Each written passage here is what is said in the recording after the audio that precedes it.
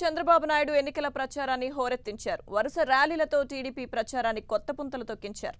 YCP అధినేత Jagan, Telangana CM KCR, ప్రధాని మోదీని లక్ష్యంగా చేసుకుని విమర్శలు సంధించారు. జగన్ కులమత, ప్రాంతీయ భావాలను రెచ్చగొట్టి ఎన్నికల్లో లబ్ధి పొందేందుకు ప్రయత్నిస్తున్నారంటూ ప్రచారంలో వేడి రగిల్చారు. తెలంగాణ ముఖ్యమంత్రి కేసీఆర్ జగన్తో చేతులు కలిపి రాష్ట్రంపై దండయాత్ర చేసేందుకు కుట్రలు, కుతంత్రాలు పన్నుతున్నారంటూ విమర్శించారు. విభజన హామీలు అమలు చేయకుండా ప్రధాని మోడీ మోసం చేశారంటూ కేంద్రంపై ధ్వజమెత్తారు.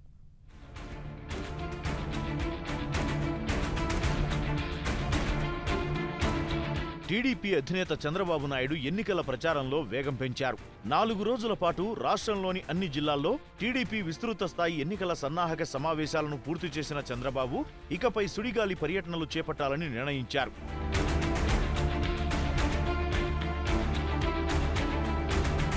కడప బహిరంగ సభలో పాల్గొన్న చంద్రబాబు వైసీపీ అధినేత జగన్ వ్యవహార శైలిపై మండిపడ్డారు. వైఎస్ రాజశేఖర రెడ్డి అధికారాన్ని అడ్డం పెట్టుకుని జగన్ అడ్డగోలుగా అక్రమంగా డబ్బు సంపాదించారని ఆరోపించిన చంద్రబాబు అధికారం కోసం అడ్డదారులు తొక్కుతూ కులమత, ప్రాంతీయ భావాలను రెచ్చగొడుతున్నారని ఆరోపించారు. మీలో ఒకసారి కులము, మతము, ప్రాంతం అనుకుంటే నష్టపోతాం.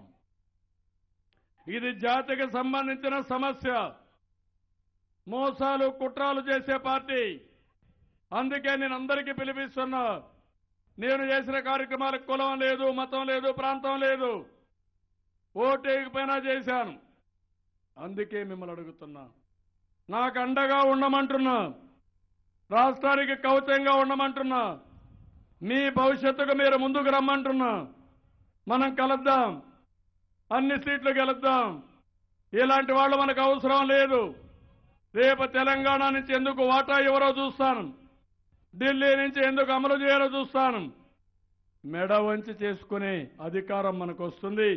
నన్ను ఆశీర్వదించండి, పార్టీని ఆశీర్వదించమని మిమ్మల్ని అందరినీ కోరుతున్నాను. అనంతపురంలో నిర్వహించిన టీడీపీ విస్తృత స్థాయి సన్నాహక సమావేశంలో వివేకానందరెడ్డి హత్యను అడ్డం పెట్టుకుని రాజకీయ లబ్ధి కోసం జగన్ ప్రయత్నిస్తున్నారని చంద్రబాబు ఆరోపించారు.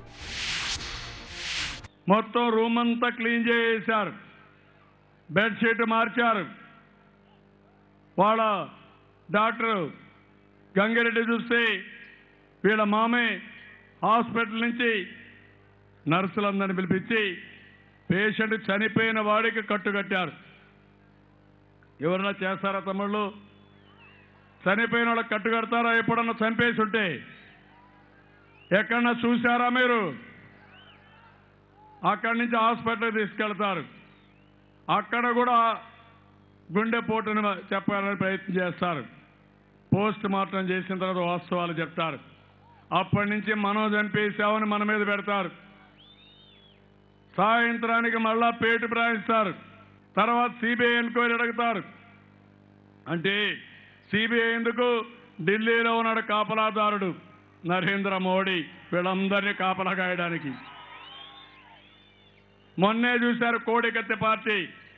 కోడికత్తి ఇంత, ఎంక్వైరీ మాత్రం ఇంటర్నేషనల్ స్థాయిలో.